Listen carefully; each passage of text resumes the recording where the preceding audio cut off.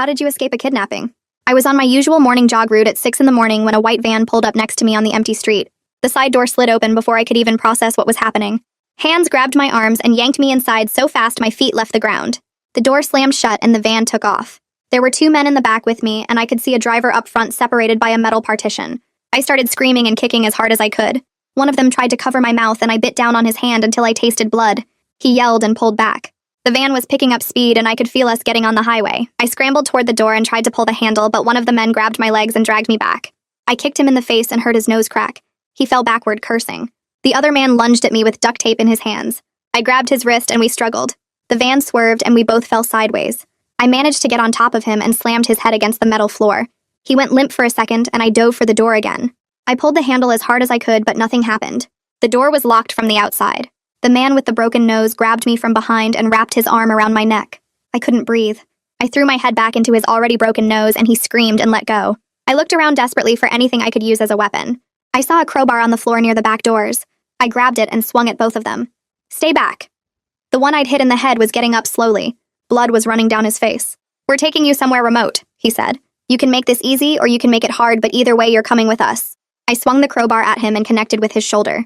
He went down again. The van was going so fast now I could hear the engine roaring. I looked at the partition separating me from the driver. There was a small sliding window in it. If I could get to the driver, maybe I could force him to stop. I started climbing over the men toward the front. One of them grabbed my ankle and I kicked backward with my other foot. I heard him grunt. I reached the partition and slid the window open. The driver glanced back at me. "Get her away from there," he yelled. I reached through the window trying to grab the steering wheel, but I couldn't reach it. The men were pulling me back by my legs. I was losing my grip on the partition. Then I saw it. The driver had a coffee cup in the cup holder. I grabbed it and threw the hot coffee in his face. He screamed and let go of the wheel. The van swerved violently and I heard him yelling. One of the men in the back with me was thrown against the side of the van. I pulled myself further through the partition window. The driver was trying to wipe coffee out of his eyes with one hand while reaching for the wheel with the other. I reached through as far as I could and grabbed the wheel myself. I yanked it hard to the right. The driver screamed, "What are you doing?" The van veered across multiple lanes. I could hear cars honking and tires squealing. The men in the back were yelling at me to stop. I held onto the wheel and pulled it even harder. The van tilted up on 2 wheels. Everything seemed to happen in slow motion. The van flipped over and I was thrown backward into the back. We rolled at least twice. Metal was crunching and glass was shattering. When we finally stopped, I was on my side pressed against the roof of the van. Everything hurt, but I could move. I looked around and saw the driver slumped over the deflated airbag, not moving. One of the men in the back was unconscious with blood all over his face. The other one was groaning and trying to sit up. The back doors had burst open from the impact. I crawled over the unconscious man and out through the open doors. My hands were cut up from the broken glass and my whole body felt like it had been hit by a truck. I stood up on the highway and looked at the crashed van. Cars had stopped all around us. People were getting out and running toward the wreck. I heard sirens in the distance. The man who'd been groaning climbed out of the van behind me. He looked at me with pure hatred. Then he looked at the driver still not moving in the front seat, and the other man unconscious in the back. He turned and started running away before the police arrived. I just stood there covered in blood and glass staring at what I'd done. Someone grabbed my shoulder and I flinched hard enough to stumble. A paramedic in a blue uniform held up both hands and spoke in a calm voice, but I couldn't process the words over the ringing in my ears. He guided me away from the van toward an ambulance parked on the shoulder. Another paramedic wrapped a blanket around my shoulders even though I wasn't cold. My hands were shaking so badly I couldn't hold the blanket closed. The first paramedic started checking my arms and I watched him pull tiny pieces of glass from my skin with tweezers. It didn't hurt. Nothing hurt yet. I kept looking past him at the overturned van where people were gathering with their phones out taking pictures and videos. This was going to be everywhere. The paramedic asked me questions about where it hurt and if I could remember what happened, but my answers came out jumbled. He cleaned the cuts on my palms with something that stung and wrapped gauze around both hands. The police arrived and started putting up yellow tape around the crash site. I let the paramedics guide me into the ambulance and sat on the stretcher while they checked my vitals. The shaking wouldn't stop. The hospital emergency room was too bright and too loud. A nurse with kind eyes and dark hair pulled back in a ponytail introduced herself as Kathy and led me to a bed behind a curtain. She helped me sit down and started cleaning the glass cuts on my hands and arms more carefully than the paramedics had. Her touch was gentle, but I still winced every time she pulled out another piece of glass. She asked what happened and I tried to tell her, but the words came out wrong. I started in the middle, then jumped back to the beginning, then forward again. My brain felt scrambled like I couldn't put the events in order anymore. Every time I closed my eyes, I saw the van tilting up on 2 wheels and felt myself being thrown backward. Kathy listened without interrupting and nodded like what I was saying made sense even though I knew it didn't. She cleaned each cut carefully and applied antibiotic cream before covering them with clean bandages. She told me the police were waiting to talk to me, but I needed medical clearance first. The doctors wanted to make sure I didn't have a concussion or internal injuries from the crash. A man in a dark suit knocked on the frame of the curtain area and asked if he could come in. Kathy nodded, and he pulled a chair close to my bed. He introduced himself as Detective Jerome Bray and showed me his badge. His voice was quiet and steady. He explained that one of the kidnappers died at the scene, and another was in critical condition 2 floors below me in this same hospital. The third man who ran away was still missing, and they needed my help identifying him. I tried to describe the man who'd escaped, but everything had happened so fast. I remembered he had dark hair and was maybe 30 years old, and had been trying to put duct tape on me. I told Bray about hitting him with the crowbar and how he'd looked at me with pure hatred before running away. Bray wrote everything down in a small notebook. He asked if I could work with a sketch artist later, and I said yes, even though I wasn't sure I could remember the man's face clearly enough. Bray pulled out his phone and showed me photos. The first one made my stomach drop. It was the driver slumped over the steering wheel covered in blood. Bray asked if I recognized him from anywhere in my life. I studied the face carefully, trying to see past the blood and the injuries. He was a complete stranger. I'd never seen him before that morning when he was driving the van. Bray showed me another photo of the man who was in critical condition downstairs. I didn't recognize him either. These were just random men who'd grabbed me off the street. If this was random, then anyone could have been taken. Any woman jogging alone at 6 in the morning could have been yanked into that van. The thought made me feel sick. Bray put his phone away and told me they were working on identifying the men through fingerprints and trying to figure out why they'd targeted me. He gave me his card and said I could call any time if I remembered anything else. My phone had survived the crash somehow, and I managed to call Adriana with shaking hands. She answered on the first ring, and I barely got the words out before she said she was on her way. She arrived 20 minutes later, and the nurse let her through to my bed area. Adriana took one look at me covered in bandages with cuts all over my arms, and her face crumpled. She started crying, which made me start crying too. We held on to each other, and I felt her shaking as hard as I was. She kept saying she was so glad I was alive over and over. I couldn't stop crying once I started. Everything that had happened hit me all at once, and I sobbed into her shoulder while she held me. She promised I could stay at her place as long as I needed to. She said I wasn't going back to my apartment alone, and she'd already cleared it with her roommate. I was so grateful I couldn't even form words. We stayed like that until a doctor came to check on me. The doctor examined my head where I'd hit it during the crash and said I had a mild concussion. He wanted to keep me overnight for observation to make sure there were no complications. A nurse moved me to a regular room on the 4th floor, and I changed into a hospital gown. There was a police officer stationed outside my door. Seeing him there made everything real in a new way. The escaped kidnapper knew what I looked like. He'd spent time in that van with me. He could come looking for me. Every sound in the hallway made me jump. Footsteps passing by. A cart rolling past. Voices talking. My heart raced each time, and I couldn't calm down.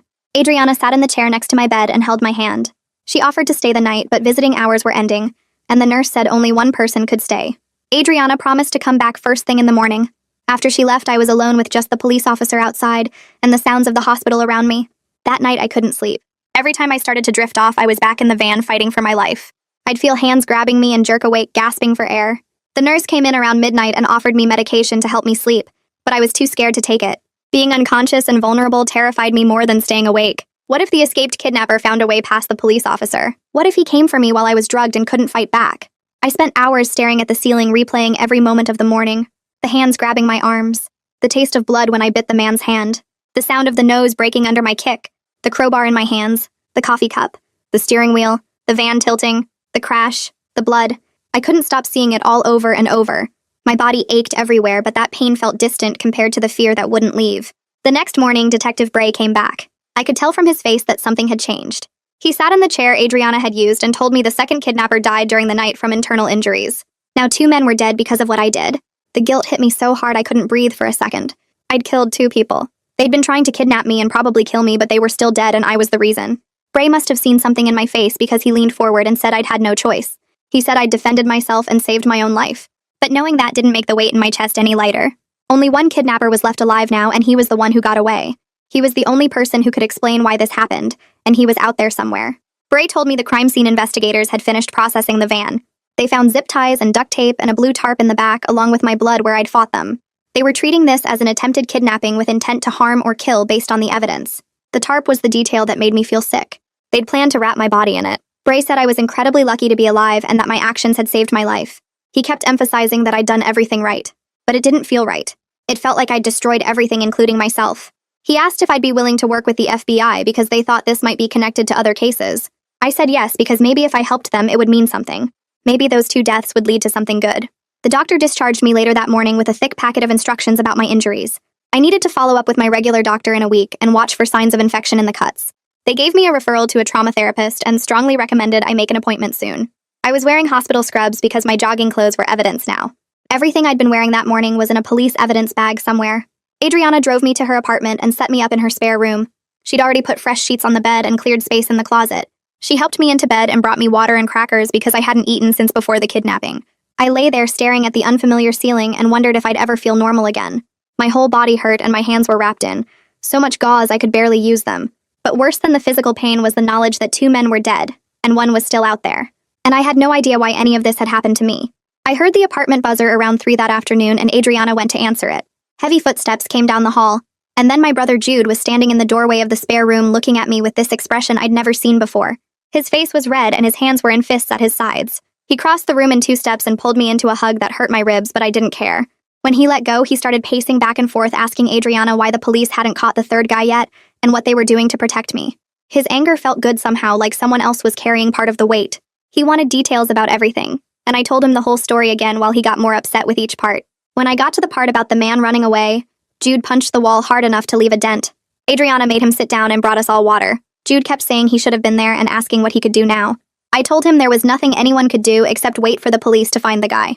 That made him even more angry. But at least his anger was for me instead of at me. That evening, Adriana turned on the local news, and there it was. Footage of the crashed van on the highway with police tape everywhere. The reporter stood in front of the wreck talking about a dramatic escape from kidnappers. They showed the overturned van from multiple angles, and you could see the smashed doors and broken glass. The reporter said a young woman had fought back violently against her attackers and caused the crash that killed one kidnapper and left another in critical condition. They didn't show my face or say my name, but they described me as being in my 20s with brown hair. The news anchor in the studio called it a harrowing ordeal and said police were still searching for a 3rd suspect. I watched it all feeling disconnected, like they were talking about someone else. Jude recorded it on his phone. Later that night, I made the mistake of looking at the comments online.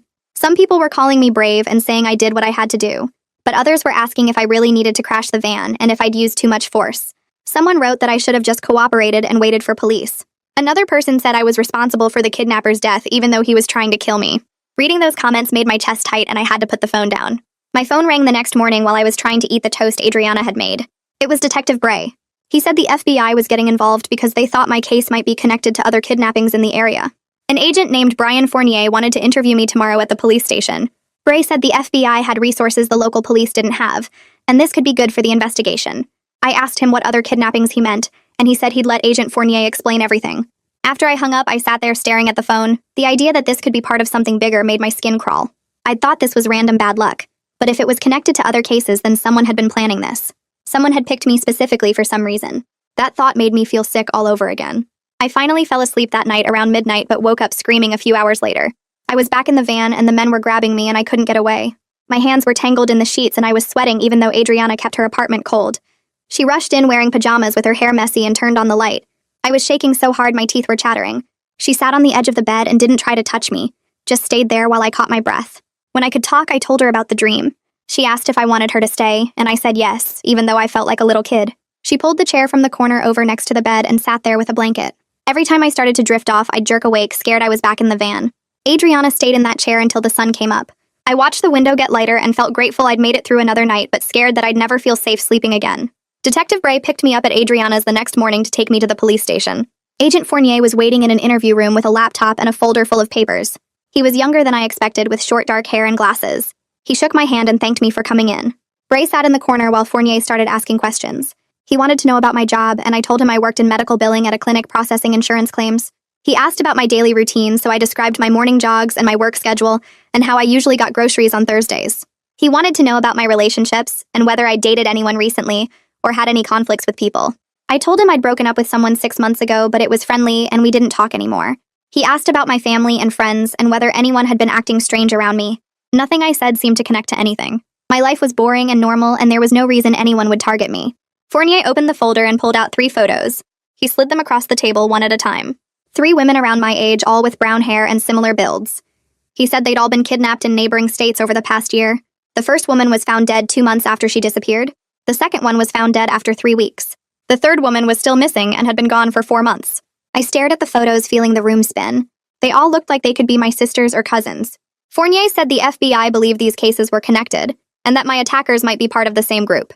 He said I was supposed to be the next victim, but I'd survived because I fought back. The way he said it made it sound like those other women hadn't fought hard enough, but I knew that wasn't what he meant. They'd probably fought just as hard, and it hadn't been enough. I'd just gotten lucky with the coffee cup and the partition window. Looking at those photos of women who looked like me made me understand how close I'd come to being another dead girl in a folder. Later that afternoon, the police released the name and photo of the escaped kidnapper, Sean Norris, age 34, with a record for assault and drug charges. His photo was everywhere on the news and online. I stared at his face on my phone, trying to burn every detail into my memory. He had a scar through his left eyebrow and a tattoo on his neck. This was the man who'd tried to put duct tape on me. The one I'd hit with the crowbar.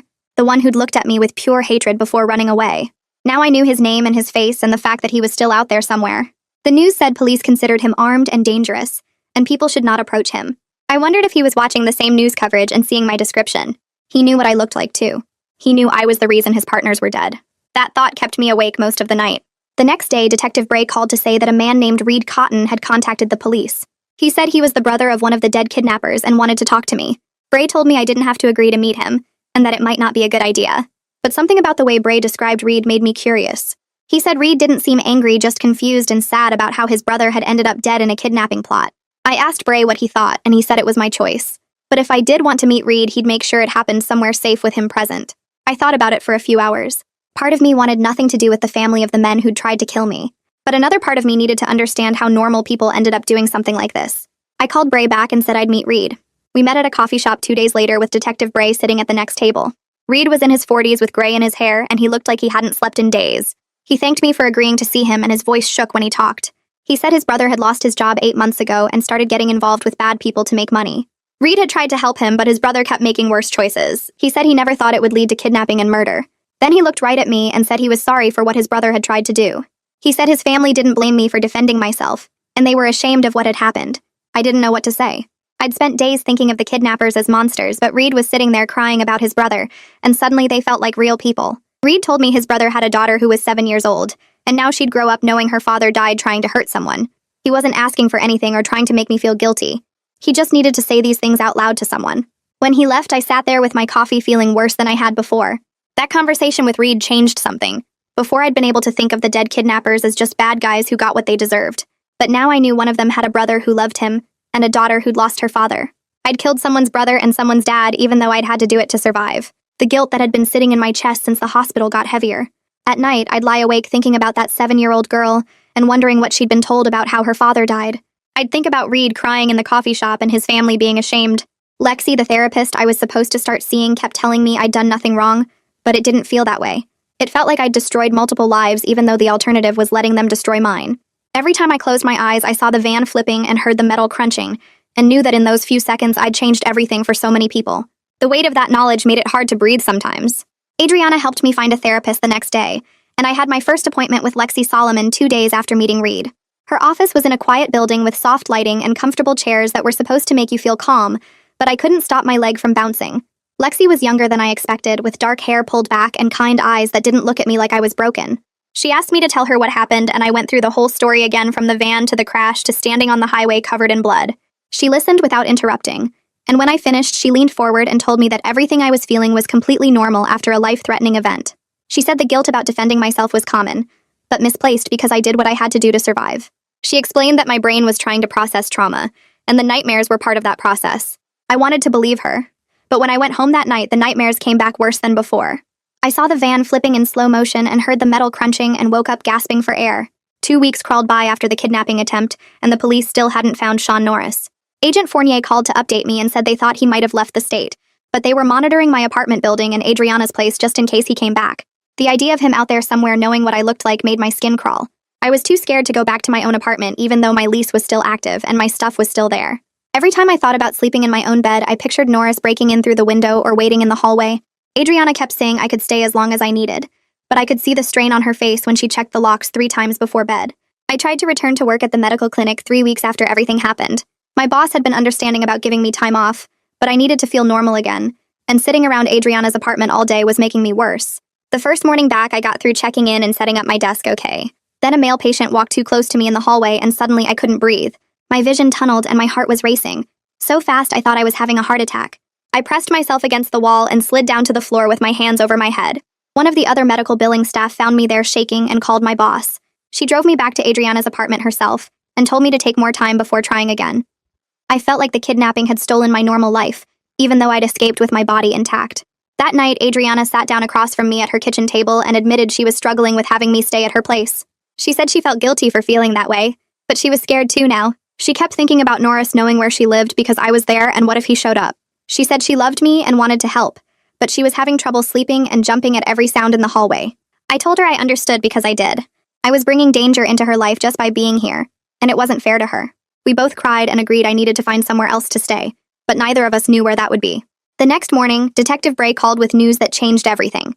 He said they'd identified DNA from the third kidnapper in the van and run it through their databases. The DNA matched evidence from 2 of the other murder cases Agent Fournier had shown me. Sean Norris wasn't just a kidnapper. He was wanted for multiple homicides, and the FBI had made him a priority target. Bray said they were treating this as a serial killer case now and had agents from 3 states working on finding him. Knowing I'd been targeted by someone who had killed other women made everything even more scary. Those women in the photos hadn't escaped, and I kept thinking about how close I'd come to being another body they found in the woods somewhere. 2 days later, a woman named Monica Haney called and introduced herself as the prosecutor assigned to the case. She said when they caught Norris, I would need to testify about what happened in the van. She walked me through what that would look like, and then warned me that his defense lawyer would likely argue I used too much force by causing the crash. She said they might try to paint me as the aggressor who killed 2 men instead of a victim defending herself. I was so mad I could barely speak. The idea that I might have to defend saving my own life in front of a jury made me want to scream. Monica said she would fight that narrative hard, but I needed to be prepared for them to attack my credibility and my actions. Jude called that same afternoon and said he'd heard from Detective Bray about the serial killer connection. He insisted I move in with him and his wife instead of staying at Adriana's. He said their house had a security system, and he'd taken time off work to be home during the day. His wife Sarah got on the phone and said they had a guest room ready, and I shouldn't argue about it. I agreed because I couldn't keep putting Adriana at risk, and because part of me was relieved to have somewhere safe to go. Jude picked me up the next day and drove me to their house in the suburbs. The security system had cameras on every door and window, and Jude showed me how to arm it from inside the house. 3 weeks passed while I stayed at Jude's house trying to rebuild some kind of normal routine. I saw Lexi twice a week, and she was helping me work through the trauma, but progress was slow. Then Detective Bray called on a Tuesday evening and said they'd tracked Norris to a motel 2 states away. The FBI was moving in to arrest him that night. I spent the next 4 hours sitting on Jude's couch staring at my phone waiting for confirmation. Jude sat with me, and Sarah made tea nobody drank. Every time my phone buzzed, I jumped. Finally, at 11:30, Bray called back and said they had him in custody. The arrest had happened without incident, and Norris was transported back to face charges. The next day, Detective Bray came to Jude's house and showed me the booking photo on his tablet. Sean Norris stared at the camera with dead eyes, and I felt a wave of relief. So strong my knees went weak. He couldn't come after me now. He was in jail and I was safe. But right behind the relief came a surge of fear about having to face him in court. Monica Haney had warned me his lawyer would try to make me look bad, and now that was going to happen. At least he was locked up and couldn't hurt anyone else. Agent Fournier interviewed Norris over the next few days and then called to update me on what he'd learned. He said the kidnapping ring had been watching me for weeks before they grabbed me off the street. They knew my jogging route and my schedule. They knew when I left for work and when I came home. Norris had admitted they planned to take me to a remote location and that I wasn't supposed to survive. Fournier said Norris showed no emotion when describing what they'd intended to do to me. Hearing those details made me physically sick, and I had to hang up the phone and run to the bathroom. I threw up everything in my stomach and then sat on the floor shaking. The fact that they'd been watching me for weeks meant they'd seen me living my normal life with no idea I was hunted. That thought was somehow worse than everything that had happened in the van. At my next therapy session with Lexi, I brought up what Agent Fournier had told me about being watched for weeks. She sat forward in her chair and explained that knowing the facts could actually help with recovery because it takes away the uncertainty. I told her I wasn't sure that helped at all, since now I kept imagining them following me to work and watching me through my windows. She said those thoughts were normal, but we needed to work on separating what actually happened from what my brain was creating to fill in the gaps. I kept going to therapy twice a week because the nightmares were still constant, and I'd wake up every night thinking someone was in my room. A few days later, Detective Bray called and said Reed Cotton wanted to meet with me again.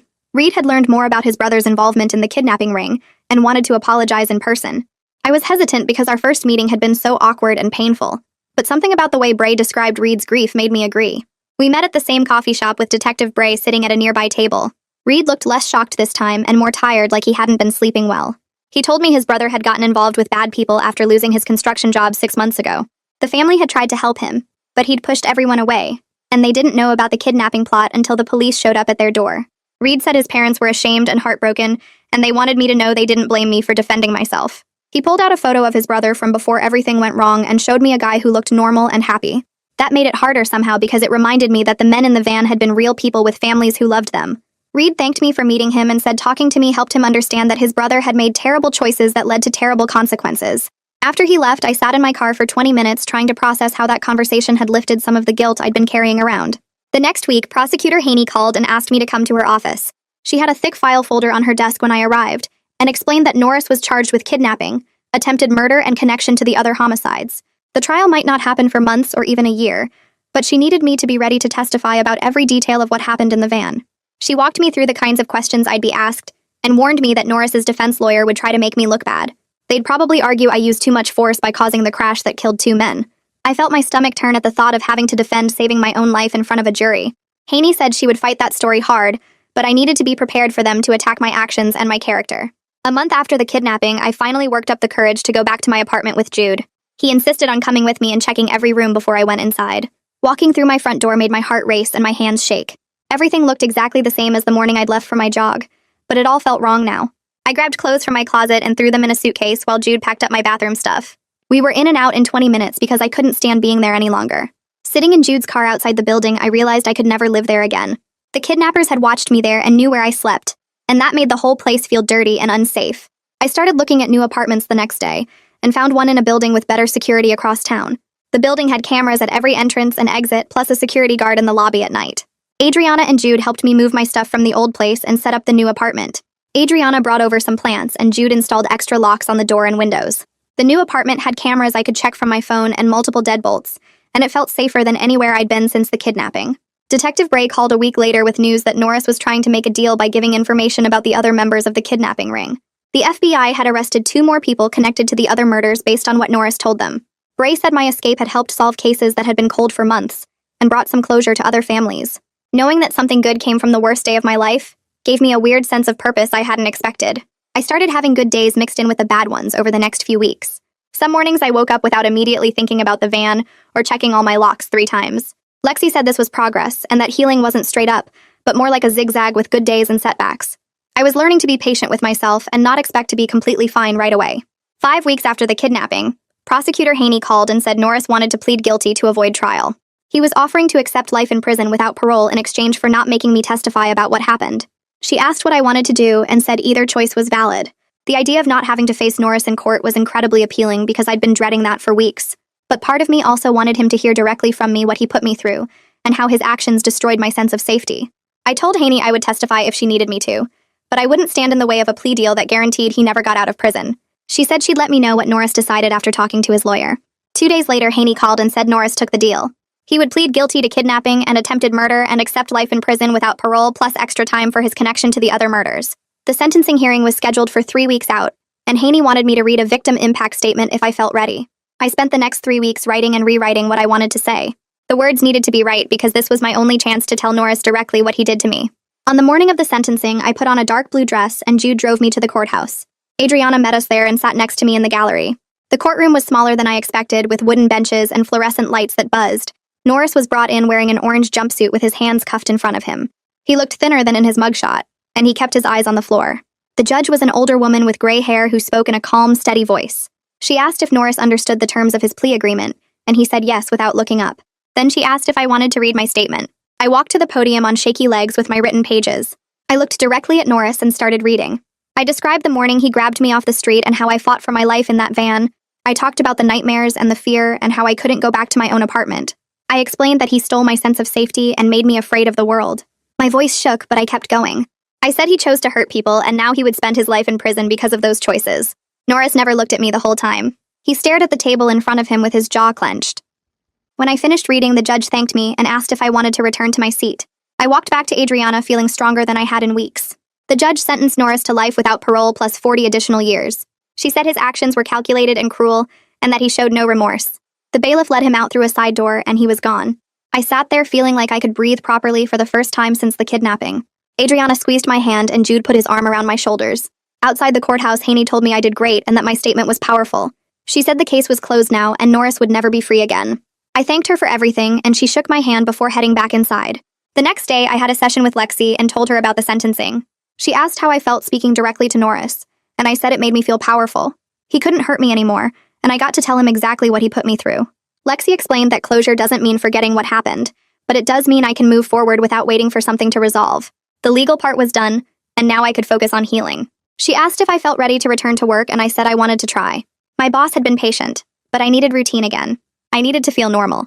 Lexi said that was healthy, and we scheduled our next appointment for the following week instead of twice a week. 6 weeks after the kidnapping, I walked into the medical clinic where I worked.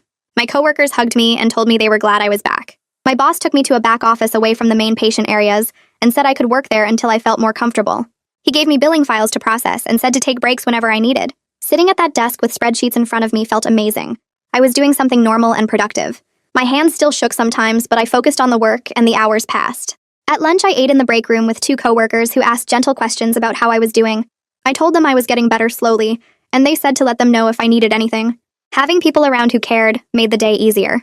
That weekend, Adriana took me out to dinner to celebrate getting through the sentencing. We went to a Mexican restaurant we used to go to all the time before the kidnapping.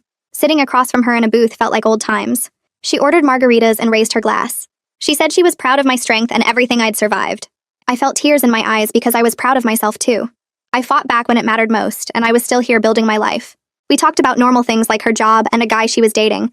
It felt good to focus on something other than trauma. When we left the restaurant, I hugged her tight and thanked her for being there through everything. She said that's what best friends do.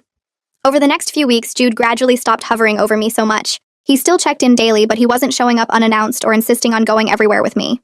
His wife told me one afternoon that he had been terrified of losing me, and that's why he was so intense. She said watching me get stronger helped him relax. I was grateful he was there when I needed him most, even if his protectiveness felt overwhelming sometimes. I started going to the gym near my apartment and using the treadmill. The thought of running outside alone still made my chest tight with fear, but Lexi said I might get there eventually. For now, jogging indoors with other people around felt like enough progress. I started with 20 minutes at a slow pace and gradually built up my endurance. The familiar rhythm of running helped clear my head. Other gym members smiled at me, and a few regulars started saying hello. Being around people doing normal activities made me feel connected to regular life again. One morning after my workout, I checked my mailbox and found a letter forwarded through Detective Bray. It was from Reed Cotton. He thanked me for meeting with him and said it helped him process his brother's death and his family's shame. He wrote that his family started a foundation to help families affected by violent crime. They wanted something good to come from the terrible thing his brother did. Reading his words made me cry because it showed that healing was possible even for the families of people who hurt others. I wrote back thanking him for reaching out and wishing his family peace. 2 months after the kidnapping, I woke up one morning feeling actually rested. I lay in bed realizing I'd slept through the whole night without nightmares. It was the first time since that morning in the van. I got up and made coffee and sat by my window watching the sunrise. The healing was happening slowly, but it was happening. I wasn't fixed, but I was getting better. That same week, Detective Bray called with news. He said the FBI closed the other kidnapping cases thanks to information from Norris and the people they arrested. 2 families got answers about their missing daughters, even though the answers were heartbreaking. Both women had been murdered by the same ring that tried to take me. Bray said my survival and escape led to solving those cases. I felt sick thinking about those women who didn't make it out, but I was also glad their families finally knew what happened and could start to find closure. My fighting back in that van meant something bigger than just my own survival. It helped stop these people from hurting anyone else and gave other families answers they desperately needed. A few weeks later, one of my coworkers asked if I wanted to grab dinner after work. His name was Clay, and we'd been chatting more during lunch breaks. I said yes before my brain could talk me out of it. We met at a casual Italian place near the office, and I focused on keeping my breathing steady. He talked about his weekend hiking trip and asked about my interests. I told him about running on treadmills at the gym and how I was getting back into reading. My hands stayed calm on the table, and I didn't check the exits compulsively. We shared a pizza, and he made me laugh with stories about his disaster of a roommate. When dinner ended, I realized I'd gone 2 hours without thinking about the van or the crash. Driving home, I felt proud of myself for showing up and staying present. Clay texted later saying he had a great time and wanted to do it again. I wrote back that I'd like that too. The next morning, I met with Lexi for my regular Thursday session. She asked how I was doing, and I told her about the date. She smiled and said that was a significant step forward. We talked about my sleep patterns and how the nightmares had decreased to maybe once a week. She brought up the idea of reducing our sessions from twice weekly to once weekly. I felt a small spike of anxiety at the thought of less support. Lexi reminded me that progress often means learning to manage on my own, and that setbacks were completely normal. She said I could always schedule extra sessions if I needed them. I agreed to try once a week starting next month. Walking out of her office, I felt ready to handle more independently. 3 months had passed since that morning on the highway. I drove to the location where the van had crashed. The road looked completely normal with cars zooming past. There was no evidence anything violent had happened there. I parked on the shoulder and got out. Standing on the exact spot where I'd crawled from the wreckage made my heart pound, but in a different way than before. I'd saved my own life right here on this stretch of asphalt. The fear I expected didn't come. Instead, I felt powerful and alive. I stayed for 10 minutes just breathing and remembering that I'd fought back and won. When I got back in my car, I felt lighter. That weekend, I reached out to 3 friends I'd been avoiding since the kidnapping. Sarah and Miguel and Tasha had all texted multiple times, but I'd kept making excuses about being busy. I invited them over to my new apartment for lunch. They showed up with food and hugs and didn't push me to talk about what happened. We caught up on their lives and normal gossip about people we knew. Sarah was planning a wedding and showed me photos of dresses. Miguel had started a new job in marketing. Tasha was dating someone she really liked. Being around them felt like reclaiming a part of myself I'd lost. When they left, I realized how much I'd missed having my social life back. A letter arrived in my mailbox a few days later, forwarded through the police department. Agent Fournier had written to thank me for my cooperation during the investigation. He said my bravery in fighting back had directly prevented future victims. The letter included information about victim services and support groups if I ever needed additional resources. Reading his words made me feel like the violence and trauma had resulted in something meaningful. I wrote a brief thank you note back. At the gym, I noticed a flyer for self-defense classes starting the following week. I signed up before I could overthink it. The first class had 8 other women and 1 male instructor. He introduced himself and explained we'd learn practical techniques for dangerous situations. My hands shook during the first demonstration, but I made myself stay. The instructor noticed my tension and pulled me aside after class. I told him I'd been through something and had triggers around physical confrontation. He said he'd work with me at my own pace and help me through the fear responses. Over the next few weeks, the classes started feeling less scary and more empowering. Learning proper defensive moves made me feel more prepared and confident. 4 months after the kidnapping, I was doing well at my job. My boss called me into her office one afternoon. She said she'd been impressed with my work and wanted to offer me a promotion to a supervisory role. The position came with more responsibility and better pay. I accepted immediately. Moving forward in my career felt like reclaiming the future that had almost been stolen from me. I'd be managing a small team and helping train new hires. Starting the new role next month gave me something positive to focus on. Clay and I had been on 5 dates by then. We were at dinner when I decided I needed to tell him what happened. I explained about the kidnapping attempt and the crash and everything that followed. He listened without interrupting, and when I finished, he reached across the table and squeezed my hand. He said he was sorry I'd gone through that and thanked me for trusting him enough to share it. He didn't treat me like I was broken or damaged. He didn't ask intrusive questions or make it weird. We took things slow after that, but I felt hopeful about where the relationship might go. His reaction meant everything to me. Jude and his wife invited me over for dinner on a Friday night. We ate lasagna and talked about normal things like their upcoming vacation and a movie they'd seen. Nobody mentioned the kidnapping or asked how I was coping. Being able to just exist without everything revolving around trauma felt like the biggest milestone yet. Jude's wife showed me photos from their anniversary trip. We played a board game after dinner and I laughed until my stomach hurt.